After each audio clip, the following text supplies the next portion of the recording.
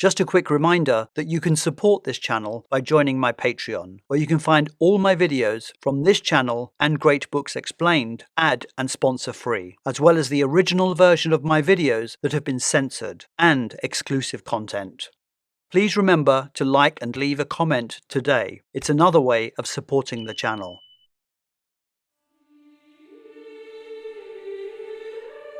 Leonardo da Vinci is believed to have produced less than 20 completed paintings over his lifetime that we know of. This relatively small number reflects his meticulous working process, his perfectionism, and his tendency to leave projects unfinished or abandon them entirely. And yet, he did finish the world's most famous painting, the second most famous painting, and the most famous drawing in the world. Few works carry the weight of history, emotion, and technical brilliance like Leonardo's The Last Supper. The artist understood the rules of painting, but he also knew how to break those rules. And his radical use of perspective, light, and anatomy created a lifelike, immersive experience unlike anything we'd seen before.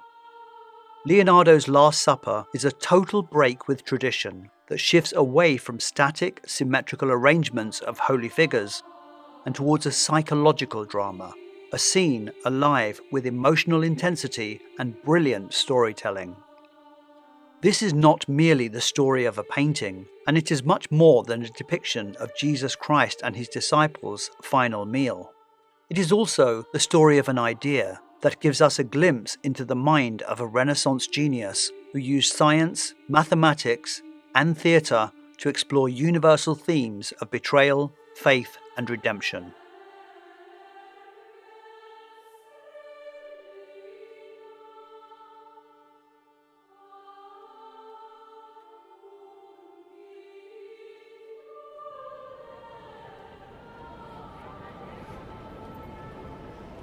Leonardo da Vinci was an exceptional man, and everyone who met him described him as a genius. And yet, he was now 42 years old, a middle-aged man in an era when life expectancy was 40, and he still hadn't produced anything that would be considered a masterpiece by his contemporaries. Many of his works were unfinished or in private collections. There were no great public works that people could see, no architectural marvels, and no distinguished altarpieces for cathedrals. Nothing that could be considered worthy of his potential. His career, which began in Florence and later continued in Milan, was marked by several major commissions that remained incomplete or were abandoned. His dream when he came to Milan was to create war machines for the Milanese army, but despite several proposals, nothing came to pass. A project he had worked on since he arrived in Milan was a monumental equestrian statue to be erected in honour of Francesco Sforza, the founder of the Sforza dynasty. Leonardo was as usual ambitious. It was going to be the largest equestrian statue ever built, 23 feet or 7 meters high, 3 times life size, rearing on its hind legs and cast in bronze, weighing 80 tons. An incredible, if not impossible, task.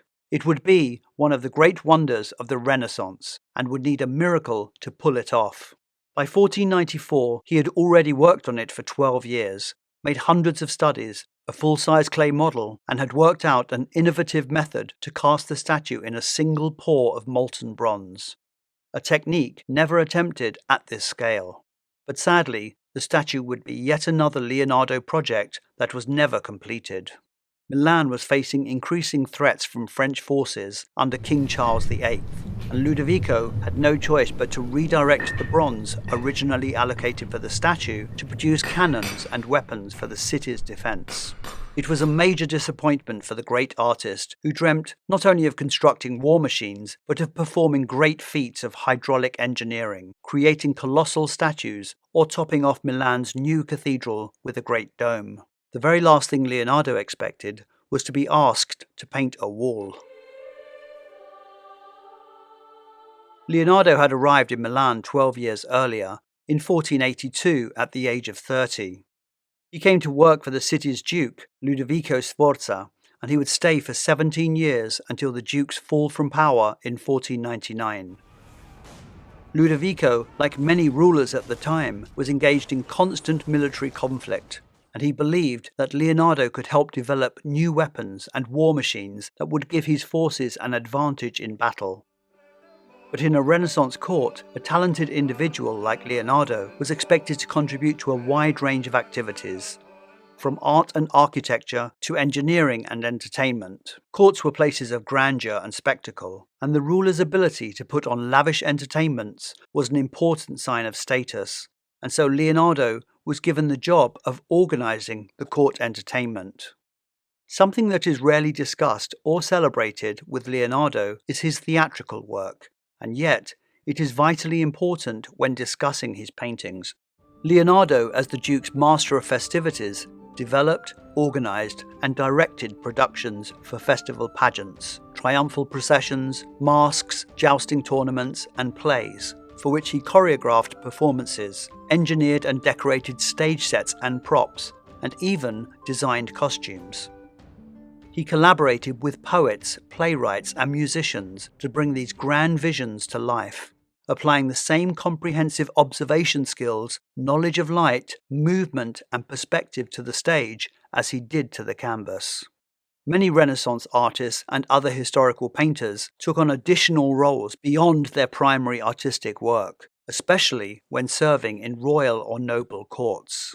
Michelangelo, like Leonardo, was also an architect. Peter Paul Rubens served as a diplomat representing the Spanish Netherlands.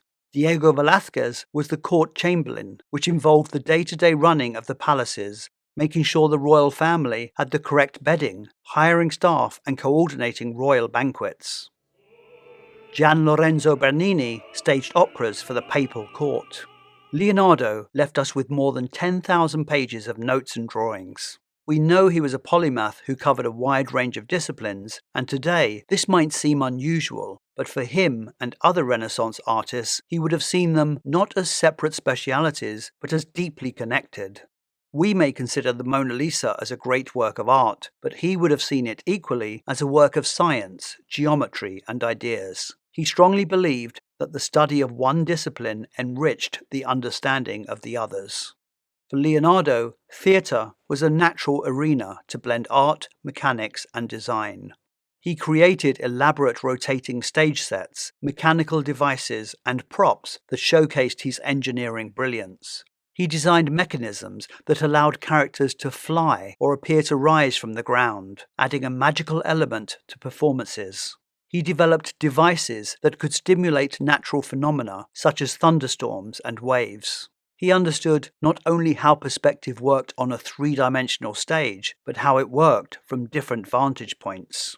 And all of this work and all of these skills informed what would be the greatest theatrical staging of his career, The Last Supper.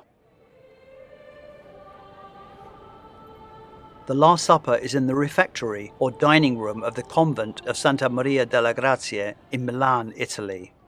The refectory was long and narrow, 35 metres by 9 metres, or 116 feet by 29 feet, and was lined with two long tables where the monks ate in silent contemplation, lined up on the outside facing in. The only light was from the high-up windows on the west wall. Apart from a crucifix on one of the plain plaster walls that they would pray to before eating, there was no decoration, which was standard for the Dominican order's austere lifestyle. From around the middle of the 14th century, monasteries and convents started to commission frescoes on refectory walls to be enjoyed whilst eating in silence. The theme of these frescoes was usually food, which is not surprising given the location. Often, it was the miracle of the loaves and fishes, but more often than not, it was the Last Supper, giving the monks and nuns the chance to break bread in the presence of Jesus and his disciples doing the same. Leonardo painted the Last Supper over 3 years on the north wall of the refectory, between 1495 and 1498. On the south wall, directly opposite the Last Supper, is a fresco, the Crucifixion by Giovanni Donato Montorfano. It aligns thematically with the Last Supper, creating a powerful juxtaposition between the sacrifice foretold in the meal and its fulfillment on the cross. In fact, if we look at the crucifixion from Christ's viewpoint, he is looking directly at the continuation of the story after the Last Supper. He is looking at his own crucifixion the following day. Montalbano started working on his crucifixion at the same time as Leonardo, but was probably finished within months, as he used the traditional fresco technique, unlike Leonardo. It is why Montalbano's work has not only survived for over 500 years, but looks as if it was painted yesterday. What we are looking at when we look at the Last Supper is a ghost of the original painting. The exact percentage of Leonardo's original work in the Last Supper is difficult to determine, but some art historians estimate that only about 20 to 25% of the original painting by Leonardo remains intact. The majority of the painting has been heavily damaged, overly restored, or lost over the centuries due to Leonardo's experimental technique, environmental factors, and poor preservation conditions. Usually these kind of works were created using the fresco technique, where designs were quickly painted onto wet plaster, hence the term fresco, which means fresh in Italian. Then as the plaster dries, the pigments absorb into and chemically bond with the wall surface, creating a highly durable finish that can last for centuries without restoration under proper conditions. The disadvantage is that artists must work extremely quickly while the plaster is still wet, typically completing sections within a single day. This limits the amount of details an artist can create within each session.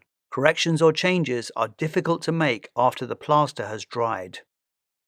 Another disadvantage is that there were certain colours you couldn't use because the plaster contained lime, and some pigments like ultramarine, azurite and others couldn't withstand the alkalinity. Leonardo's teacher in Florence, Verrocchio, was a sculptor, painter and goldsmith, but he wasn't a frescoist.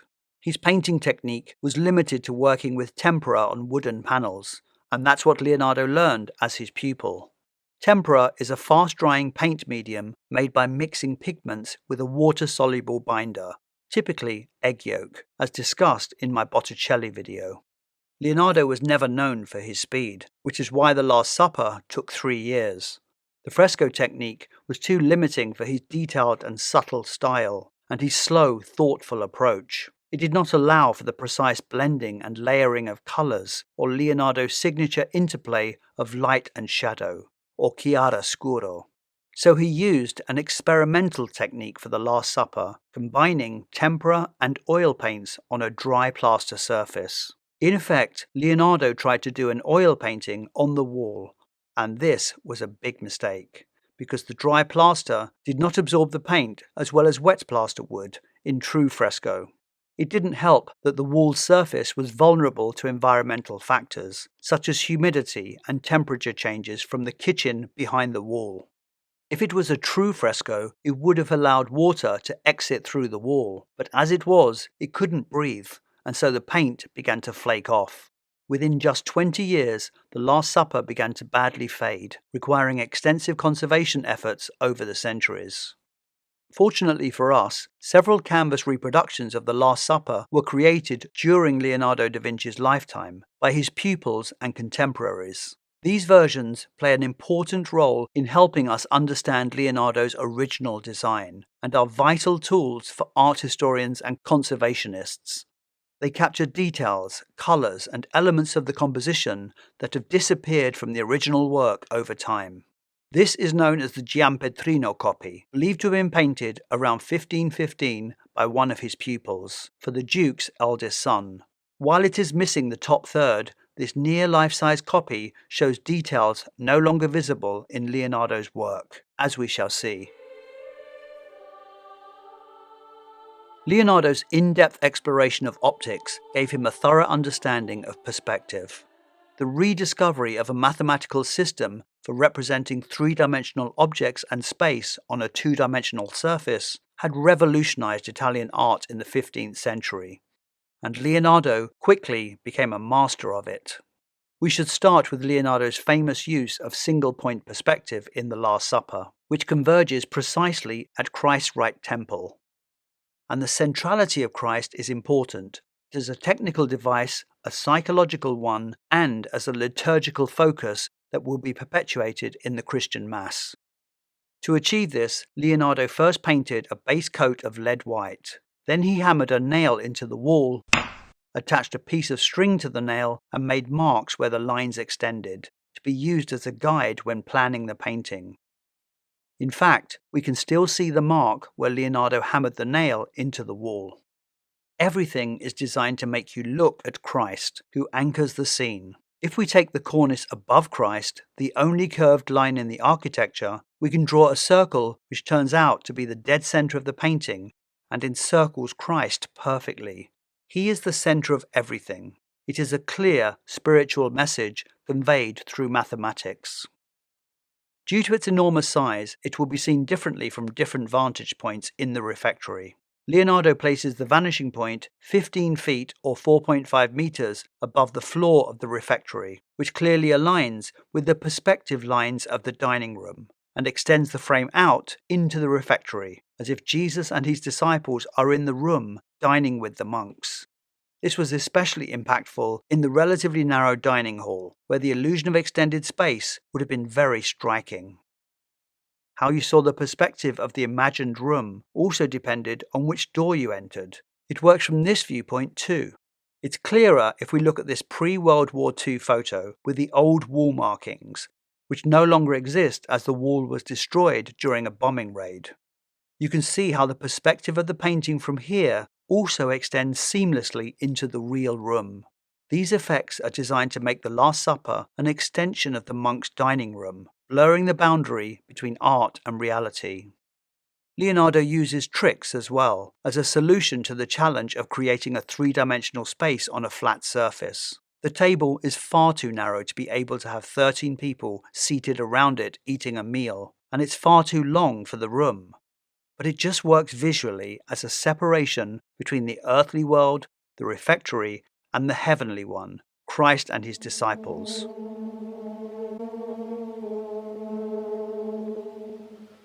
In verità vi dico, uno di voi mi tradirà. Sono io forse, Signore? Leonardo was not a very religious man, and yet would produce one of the most significant representations of the Last Supper of Jesus and the 12 apostles. We should start with the Bible story to see what is represented here. The Last Supper appears in all 4 Gospels of the Bible, Matthew, Mark, Luke, and John, in more or less the same order of events. Leonardo shows the moment of Christ's announcement that one of the disciples is a traitor. Truly I say to you, one of you will betray me, setting into motion events that will lead to the crucifixion. But Leonardo also creates a liturgical message, with Christ reaching towards the bread and wine, about to declare that the bread represents his flesh and the wine his blood, and in so doing, establishing the institution of the Eucharist, the Christian celebration of the sacrifice of the body of Christ. The betrayal of Christ by one of his disciples is only the most obvious part of this painting. The genius of Leonardo is that he in fact shows not only a moment in the narrative, nor just a liturgical message, but he also interweaves so much more into the story. The earliest Last Supper goes back to the 6th century, and Leonardo had seen many interpretations of that story back in Florence. Most of those depictions follow the Gospel of St. John, which is the only Gospel of the 4 that mentions John on the bosom of Christ, which will become a major part of the iconography for Last Supper depictions for centuries, until Leonardo. It is a difficult scene to get right, to show 13 characters around a table in a cohesive manner. Often they are squashed in together in order to fit them all in, making it difficult to see them as individuals. It was always obvious who Christ was, and John next to him, and then Judas was easy to spot among the 12 disciples, as he was the only one without a halo. But the other disciples were sometimes interchangeable, lacking in emotion and personality. This Last Supper from Florence, created 50 years before Leonardo began his, has a wonderful sense of three-dimensional space, but lacks any sense of drama. The apostles look extremely relaxed, and one of them is even reading a book. Other representations followed a static, regimented arrangement, with Christ once again blocked in, and the apostles lined up one by one, like chess pieces, separated and lacking individual emotional expressions. Leonardo decided to strip the scene back by setting it in a fairly austere room, in keeping with Dominican aesthetics, and making it a story of human drama, elevating it from a religious narrative to a psychological study of human beings grappling with fear, confusion, guilt, and betrayal. He is not creating drama for drama's sake. In the Bible, it is a very dramatic scene. 13 friends sit down to a meal in an occupied city whose guards are waiting to arrest and execute their charismatic leader. One of their group is working with the enemy to betray their friend, about to set in motion a devastating series of events. It is a scene charged with the knowledge of what is to come. If we compare these two Last Suppers, which are only 20 years apart, we can see just how Leonardo injects the scene with the appropriate dramatic flair it deserves. In this early sketch, the artist is trying to work out the logistics, but is still considering a standard layout, with Judas clearly on the other side of the table. But in the end, he rejected the usual formula and created something new. He did this by applying both mathematical ideas and theatrical knowledge to a clear, well-organized structure. He first applied perspective and then divided the apostles into 4 groups of 3 to create a harmonious and uncluttered base. Their overlapping forms also add spatial planes to give more depth to the painting. This clear structure allowed him to add dynamic interaction to the scene, portraying the apostles reacting emotionally and physically to Christ's announcement of betrayal. In a painting with half of the characters obscured behind a large table, faces and hand gestures is all we have. It became a perfect embodiment of what Leonardo called movement of the soul. In other words, how external manifestations of the human body, such as facial expressions, gestures, and posture, reflect internal emotions and psychological states. How do we know who is who in this painting? Usually, saints are recognized by their distinctive attributes, a symbol of some kind. For example, St. Peter holds the keys to heaven, or sometimes it is their eventual fate, like with St. Sebastian, who was killed with arrows by the Romans. So he'll be shown with arrows, sometimes a lot of arrows. St. Catherine of Alexandria is a popular subject, and she'll be shown with a wheel, as she was tortured on a wheel. But Leonardo is not interested in all that, and the only signifier here is Judas holding the bag of coins. So how do we know which saint is which? We are very lucky in that in 1807, in a small church in Switzerland, a 16th century fresco was found, a copy almost certainly done by someone who knew Leonardo or his circle, and conveniently, all 13 names were painted underneath. The first thing we notice that differentiates Leonardo's version from others is the lack of halos. Leonardo's unusual and unprecedented decision to omit halos in the Last Supper reflects his innovative approach to art and storytelling. By removing traditional markers of divinity, such as halos, Leonardo created a scene that was realistic and grounded in human emotion, emphasizing the humanity of Christ and the apostles. Stripped of their religious signifiers, each figure within the 4 groups is fully fleshed out and uniquely characterized, creating a sense of narrative and movement that was unprecedented in earlier works on the theme. The goal was to focus on the faces and the reactions. We can read the 4 groups of 3 from left to right, not as a snapshot, but as ripples of reactions emanating from Christ's announcement. Starting from the group of 3 to the left, who are James the Miner, Andrew, and Bartholomew, all of whom are reacting to what Christ has just said and exclaiming, as it says in the Bible, "Lord, is it I?" Much of their emotion is understood by their expressive hands, and of course, Leonardo comes from a country where hand gestures are an intrinsic part of its culture. He devoted countless hours to studying the structure and movement of hands in preparation, understanding their muscles, joints, and bones. He did numerous life drawings, of which only around 20 to 30 sketches related to the Last Supper have survived. The sketch he did of the hands of St. John has his hands interlaced, which Leonardo noted indicated sorrow, and it is a clear reference to other depictions of St. John, including in Montalbano's crucifixion on the opposite wall. By referencing what people know already, using familiar iconography, he is freeing himself up to experiment. The next group along are pivotal: Judas, Peter, and John. Peter is clutching the knife and asking John, who is it of whom he speaks? And here he is ready for action. The knife in Peter's hand alludes to the gospel account of his impulsive act later in the Garden of Gethsemane, where he drew a sword to defend Jesus being arrested and cut off the ear of the high priest's slave. This act demonstrates Peter's loyalty, but also his impetuous and aggressive nature, captured perfectly by Leonardo. The position of the knife is interesting too, as it's pointing to Bartholomew, who later will be skinned alive by barbarians, and is often shown holding a knife, the instrument of his torture as well as his flayed skin. Judas in this scene is nearly always on the other side of the table from the rest of the group, to signify his betrayal and separation from other apostles, an obvious villain. But by including Judas amongst the others, Leonardo underscored his humanity, showing that betrayal comes not from an outsider, but from within the close circle of Christ's followers, intensifying the drama. This nuanced reading of Judas and the complexities of moral choices is a precursor of something we will see later with Caravaggio. Leonardo's depiction reflects a shift in theological focus, artistic styles, and cultural attitudes towards Judas's role in the narrative. Rather than having his position separate from the group, it is Judas's posture and demeanor that sets him apart in Leonardo's version.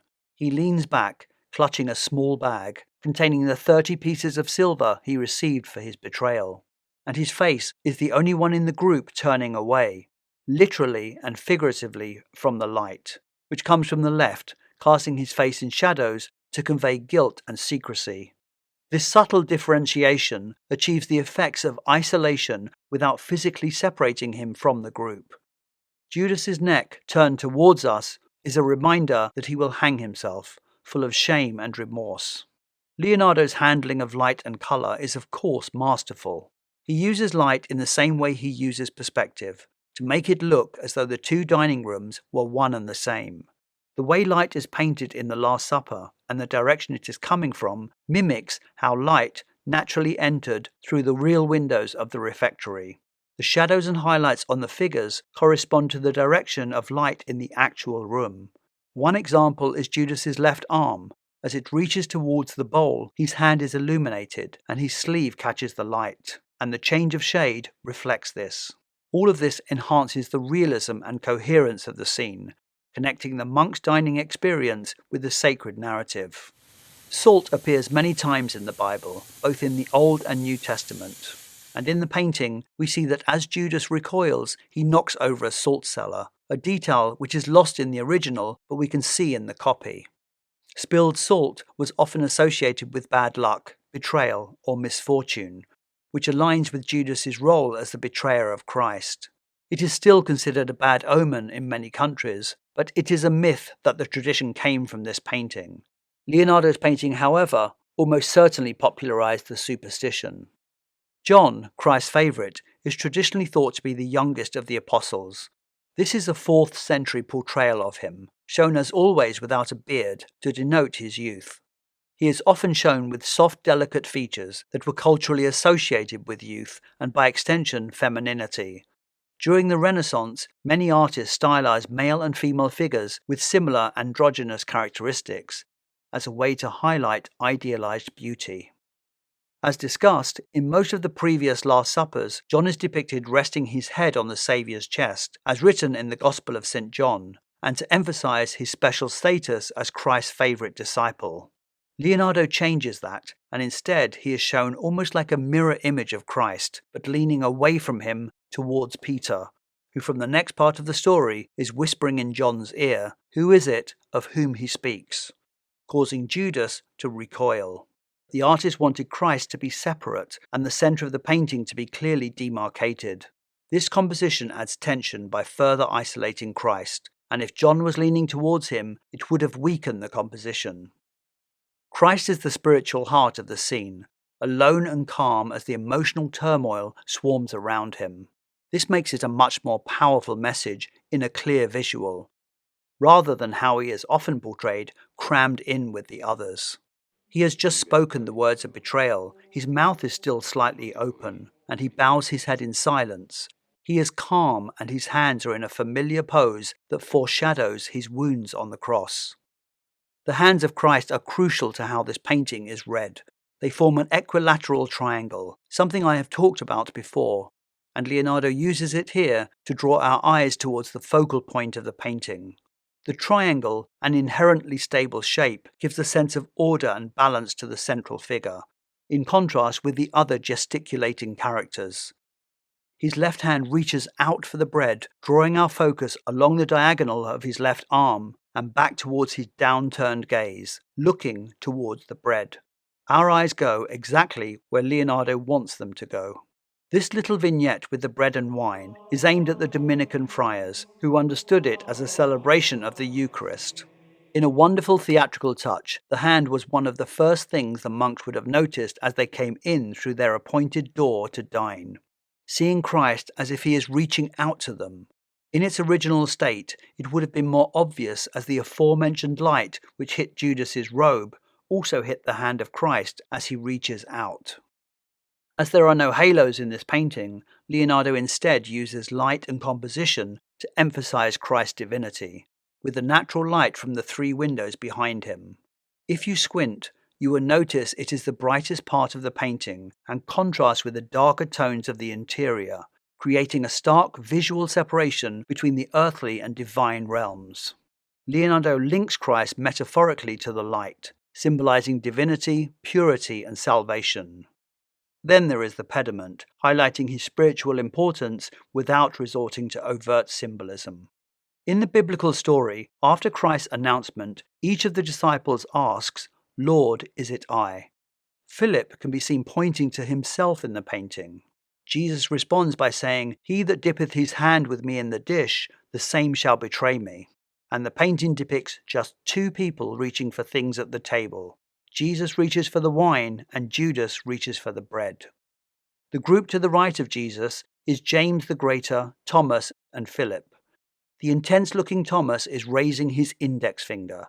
It is a gesture we have seen in other Leonardo paintings, and it could be to indicate Christ's heavenly authority, but is also a foreshadowing of Thomas's later role in the Gospel narrative, where he doubts Christ's resurrection until he sees and touches the wounds, aligning with his biblical persona as doubting Thomas. There is also an argument that this is possibly a self-portrait of Leonardo, and the artist's known cynicism of faith, combined with a later portrait of him by Raphael, supports this possibility. The final group show Matthew, Simon, and Thaddeus. Having already digested the declaration, they are now having an intense discussion about what Christ has just said. Thaddeus and Matthew seem to be gesturing down towards Judas at the other end of the table, and both are turning to Simon for advice, whose calmness suggests a figure of stability and reason within the group. Simon at one end and Bartholomew at the other seem to bookend the scene, while at the same time contain the energy and emotion that is emanating from the centre of the composition. Leonardo's knowledge of theatre, his technical mastery, and his meticulous observation of human behaviour inform every aspect of the painting, from the expressive gestures of the figures to the architectural precision that frames the scene like a proscenium arch. It is a remarkable convergence of art, theology, storytelling, and theatricality. In 1499, the French army, led by Louis XII, invaded Milan, overthrowing Ludovico Sforza, who had been Leonardo's primary patron now for 16 years. Throughout its history, the Last Supper has faced numerous threats. Leonardo's experimental painting technique led to rapid deterioration shortly after its completion, and in 1652, thinking the mural was ruined, the monks of the monastery decided to cut a doorway through the wall to create direct access between the kitchen and the refectory, destroying the lower central portion of the mural, which included the feet of Christ and part of the table. Restoration attempts that began in the 18th century often had mixed results. Remarkably, the mural survived a World War II bombing thanks to protective reinforcements around the refectory wall. In the 20th century, a painstaking restoration project aimed to take the painting back to its original. Spanning more than 2 decades, the process sparked debate, with some criticizing the extent of intervention. Despite the controversies, the restoration has allowed contemporary audiences to rediscover the work, offering at least a partial insight into the brilliance of Leonardo's original masterpiece. The Last Supper invites us to pause, observe, and connect with the humanity in each of the figures, and it transcends its religious context to offer a lens through which we can examine the complexity of human emotions. Leonardo, ever the visionary, had turned a routine commission into one of the greatest artistic achievements of all time. In 1500, Leonardo eventually returned to Florence at the age of 48, where he re-established himself as an artist and an intellectual. 3 years later, he was given a small commission, a portrait of the young wife of a Florentine merchant. Although the portrait was eventually completed, it would never be delivered.